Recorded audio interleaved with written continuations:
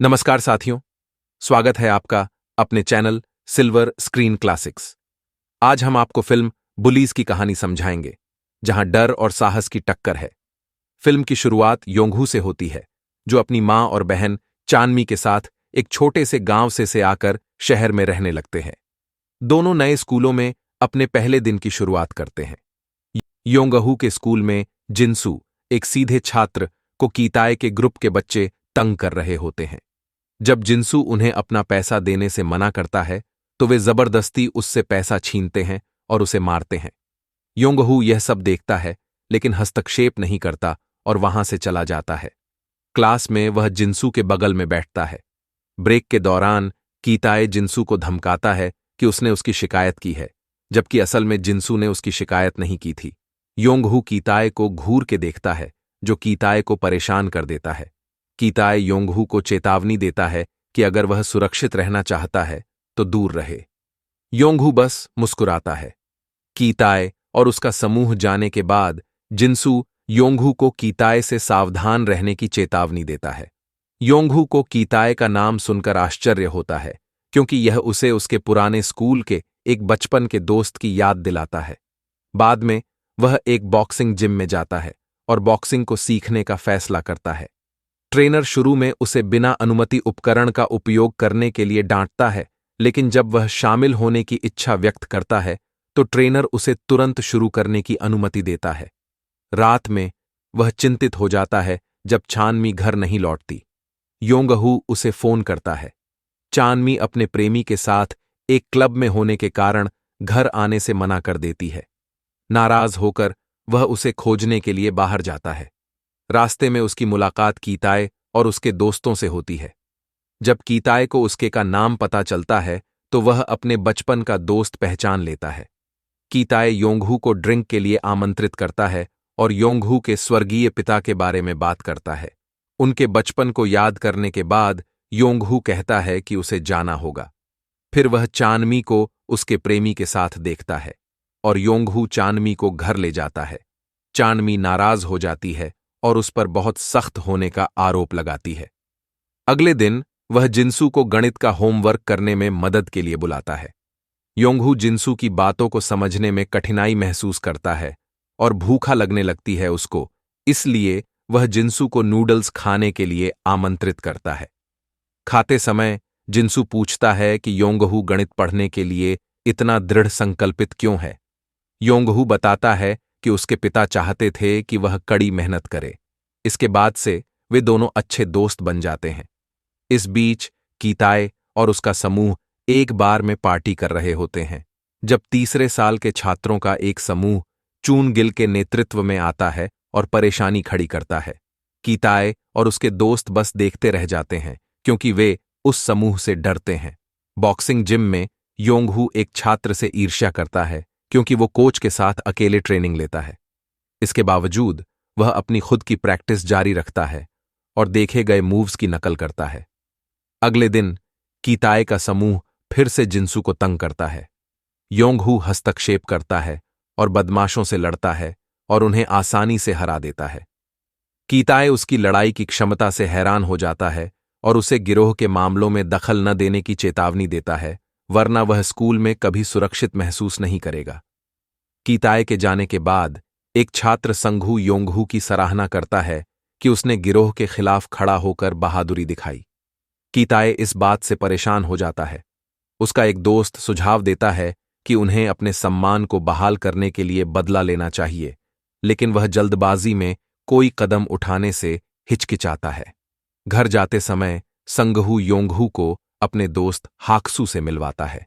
हाक्सू योंगहू की martial arts की कुशलता और बहादुरी से प्रभावित होता है। तीनों एक फूड स्टॉल पर दोपहर का भोजन करने जाते हैं, जहां संघू और हाक्सू कीताए से नफरत प्रकट करते हैं, क्योंकि वह सभी को तंग करता है। लंच के बाद योंगहू संघू और हाक्सू को जिम ले जाता है। वह स्वीकार करता है कि उसे कीताए से डर लगता है, क्योंकि वह पहले एक बदमाश था। वे उसे आश्वस्त करते हैं कि वह मजबूत है और कीताए का सामना कर सकता है। इस बीच चूनगिल, जो एक सीनियर छात्र है, छत के ऊपर कीताए के गिरोह को पिटाई करता है, क्योंकि उन्होंने चूनगिल को पैसे नहीं दिए थे। कीताय समझाता है कि किसी ने उनकी शिकायत स्कूल बोर्ड से की है और सावधानी बरतने की सलाह देता है, लेकिन चूनगिल इसकी परवाह नहीं करता। घर पर योंगहू अपनी मां की दुकान पर जाता है और उसे ग्राहकों द्वारा परेशान होते देखता है। हालांकि वह उनसे लड़ना चाहता है, लेकिन उसे अपनी मां से किया वादा याद आता है और वह कुछ नहीं करता। इसके बजाय वह जिम में बॉक्सिंग की प्रैक्टिस करके अपनी नाराजगी निकालता है। बाद में वह देखता है कि कीताय की गर्लफ्रेंड हाइजिन को एक सीनियर द्वारा एक मोटल के सामने परेशान किया जा रहा है। वह हस्तक्षेप नहीं करता और चुपचाप वहां से चला जाता है।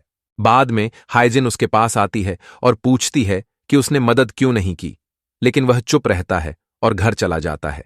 घर लौटते समय वह देखता है कि एक लड़का उसकी बहन चानमी पर चिल्ला रहा है। योंगहू उस लड़के को घूंसा मारता है, लेकिन चानमी उसे डांटती है कि उसने उसके बॉयफ्रेंड को मारा। इस बीच कीताय का गिरोह फिर से एक बच्चे को परेशान करता है और उसे उसकी मां से पैसे चुराने के लिए मजबूर करता है। संघू और हाक्सू योंगहू को क्लास बंक करने और स्कूल के पिछवाड़े में सिगरेट पीने के लिए आमंत्रित करते हैं। सिगरेट पीते समय योंगहू योंगजिन हाई स्कूल के लड़ाई के बारे में पूछता है। संघू बताता है कि जंग एक हिंसक बदमाश के रूप में जाना जाता है। योंगहू बताता है कि जंग उसकी बहन का बॉयफ्रेंड है और उसने पिछली रात उसकी बहन को चोट पहुंचाने के लिए उससे लड़ाई की थी। संघू और हाक्सू उसकी बहादुरी से प्रभावित होते हैं। स्कूल के बाद हाइजिन योंगहू से उसके साथ घर चलने और उसकी दोस्त से मिलने का अनुरोध करती है, लेकिन वह रुचि नहीं दिखाता। वे कीताय और उसके गिरोह से मिलते हैं और कीताय हाइजिन को योंगहू के सामने यह दिखाने के लिए चूमता है कि वह उसकी गर्लफ्रेंड है। योंगहू को इससे कोई फर्क नहीं पड़ता और वह वहां से चला जाता है। अगले दिन कीताय चूनगिल को चुराए गए पैसे देता है, जो उसे सीनियर संघकी से सावधान रहने की चेतावनी देता है। घर जाते समय योंगहू पर योंगजिन हाई स्कूल के छात्रों द्वारा हमला किया जाता है, जो पिछली लड़ाई का बदला लेना चाहते हैं। संख्या में अधिक होने के कारण वे उसे हरा देते हैं, लेकिन तभी संघू और हाक्सू आकर उसकी मदद करते हैं और वे लड़ाई जीत जाते हैं। इस लड़ाई के बाद योंगहू ने खुद को मजबूत बनाने के लिए बॉक्सिंग का कड़ी ट्रेनिंग लेना शुरू कर दिया। एक दिन स्कूल के बाद वह और उसके दोस्त एक स्टोर से स्नैक्स खरीदते हैं। तभी कीताय और उसका गिरोह उनसे सामना करता है और कीताय योंगहू की बहादुरी को लेकर नाराजगी व्यक्त करता है। संघू उसका सामना करने की कोशिश करता है, लेकिन कीताय उसे एक ड्रिंक केन से मारता है और लड़ाई से बचने के लिए योंगहू अपने दोस्तों को वहां से जाने के लिए कहता है। योंगहू और उसके दोस्त कीताय से निपटने की योजना बनाते हैं। हाक्सू उसे हमला करने के लिए उकसाता है, लेकिन योंगहू चुप रहता है और अलविदा कहता है। घर जाते समय उसकी फिर से हाइजिन से मुलाकात होती है, जो उसे डिनर के लिए आमंत्रित करती है। डिनर के बाद वह उसे चूमती है और कहती है कि उसे योंगहू पसंद है, जिससे वह हैरान रह जाता है। अपनी मां की दुकान पर वापस लौटने पर वह फिर से उसे परेशान होते देखता है। इस बार वह अपना आपा खो देता है और बदमाश को बुरी तरह पीट देता है। अगले दिन संघू और हाक्सू बिना सोचे समझे कीताय और उसके गिरोह को लड़ाई के लिए चुनौती देते हैं। लड़ाई शुरू होने से पहले कीताय को हाइजिन का फोन आता है, जो उससे ब्रेकअप कर रही होती है। गुस्से में वह संघू और हाक्सू पर अपना गुस्सा निकालता है और उन्हें बुरी तरह घायल कर देता है। योंगहू को जब इसके बारे में पता चलता है, तो वह जानता है कि हाक्सू को लगता है कि योंगहू कीताय से डरता है, क्योंकि उसने अब तक उसका सामना नहीं किया। इस बीच कीताय का गिरोह फिर से जिन्सू पर हमला करता है, जिससे उसे गंभीर चोटें आती हैं और वह अस्पताल में भर्ती हो जाता है। सभी लोग जिन्सू से मिलने अस्पताल जाते हैं। चोटों के बावजूद जिन्सू सकारात्मक रहता है। योंगहू का कीताय के व्यवहार पर गुस्सा बढ़ता जाता है। संघहू उसे कीताय से बदला लेने के लिए बुलाता है। वह और उसके दोस्त कीताय और उसके गिरोह का सामना करने के लिए तैयारी करते हैं। जब वे उनका सामना करते हैं तो एक जबरदस्त लड़ाई होती है। अंततः योंगहू और उसके दोस्त उन्हें हरा देते हैं। इसके बाद सांकी का गिरोह योंगहू और उसके दोस्तों का पीछा करना शुरू करता है, लेकिन अब वे डरते नहीं हैं और किसी भी चुनौती का सामना करने के लिए तैयार हैं। चूनगिल कीताय की हार से नाराज होकर अपने आदमियों को क्लास में योंगहू को ढूंढने के लिए भेजता है, लेकिन उसकी क्लास के कोई छात्र उसका नाम नहीं बताते। वह संघू और हाक्सू के साथ आराम कर रहा होता है। तभी जिनसू उसे चूनगिल की तलाश के बारे में चेतावनी देता है।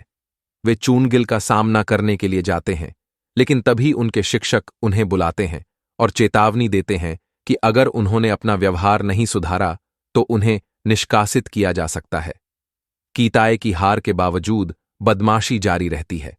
यह अफवाह है कि चूनगिल को गिरफ्तार कर लिया गया है और वह अपनी नेतृत्व की जिम्मेदारी सियोंग ताए को सौंप देता है, जो कीताए के गिरोह को उनकी हार के लिए दंडित करता है और इस बात से नाराज होता है कि वे स्कूल नहीं आए।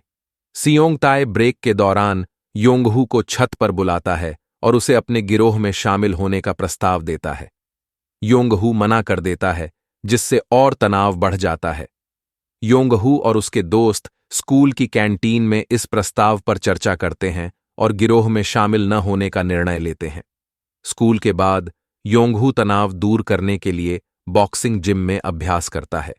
घर जाते समय वह एक स्कूल गर्ल को नजरअंदाज करता है जो उसमें रुचि दिखाती है।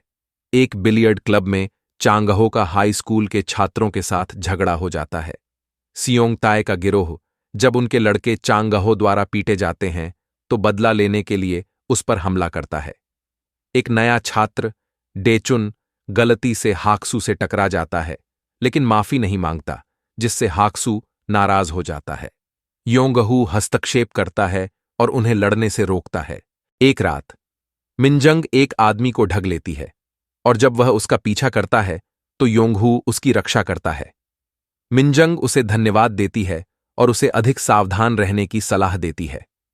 अगले दिन मिनजंग अपने दोस्तों को योंगहू के बारे में बताती है और उसे डेट पर जाने के लिए कहती है। योंगहू ये नहीं समझ पाता कि कैसे प्रतिक्रिया दे, फिर भी वह बॉयफ्रेंड बनने के लिए सहमत हो जाता है। वे डेट करते हैं और चानमी को इसके बारे में पता चलता है, जो उसे उसकी पहली रिलेशनशिप के बारे में चिढ़ाती है। अगले दिन सियोंग ताए का गिरोह ज्योंगहो से पैसे की मांग करता है। डेचुन आता है और उन्हें रोकने की कोशिश करता है, लेकिन सियोंग ताए का गिरोह उस पर हमला कर देता है। उनकी उम्मीदों के विपरीत डेचुन एक कुशल लड़ाकू होता है और लड़कों को हरा देता है। सियोंग ताए गुस्से में है और बदला लेने की योजना बनाता है। योंगहू और उसके दोस्त डिनर में बैठे होते हैं जब संगहू कमजोर छात्रों की मदद करने के लिए एक एंटी बुली क्लब शुरू करने का सुझाव देता है। योंगहू इस विचार से सहमत होता है। सियोंग ताए जियोंगहो के पास जाता है, यह जानने के लिए कि डेचुन की मदद किसने की। जब डेचुन आता है तो सियोंग ताए उसे एक पुराने दोस्त के रूप में पहचानता है, जो पहले उसके गिरोह में था। वे एक घटना के बाद अलग हो गए थे, जब एक गिरोह की लड़ाई के दौरान डेचुन को पीछे छोड़ दिया गया और गिरफ्तार कर लिया गया था। स्कूल के बाद योंगहू और जिनसू बॉक्सिंग का अभ्यास करते हैं। डेचुन भी उनके साथ जुड़ जाता है और सियोंग ताए का गिरोह उनकी बढ़ती दोस्ती को नोटिस करता है, इस डर से कि वे एक शक्तिशाली जोड़ी बन जाएंगे। योंगहू और उसके दोस्त एक कराओके बार में होते हैं, जहां मिनजंग और डेचुन भी होते हैं। डेचुन जल्दी चला जाता है। संघू और उसके दोस्त देखते हैं कि सियोंग ताए का गिरोह डेचुन का पीछा कर रहा है और वे चुपचाप उनका पीछा करते हैं। सियोंग ताए डेचुन पर हमला करता है, जो पहले तो लड़ाई करता है, लेकिन जब गिरोह एक साथ उस पर हमला करता है तो वह हार जाता है। संघू और उसके दोस्त उसकी मदद के लिए आते हैं, लेकिन संख्या में कम होने के कारण वे हार जाते हैं। जिनसू बच निकलता है और योंगहू को सूचना देता है, जो मदद के लिए दौड़ पड़ता है। वह गिरोह को हरा देता है, जिससे वह और उसके दोस्त स्कूल के नए नेता बन जाते हैं। वे छत पर नियंत्रण कर लेते हैं, जो पहले सियोंग ताए का इलाका था।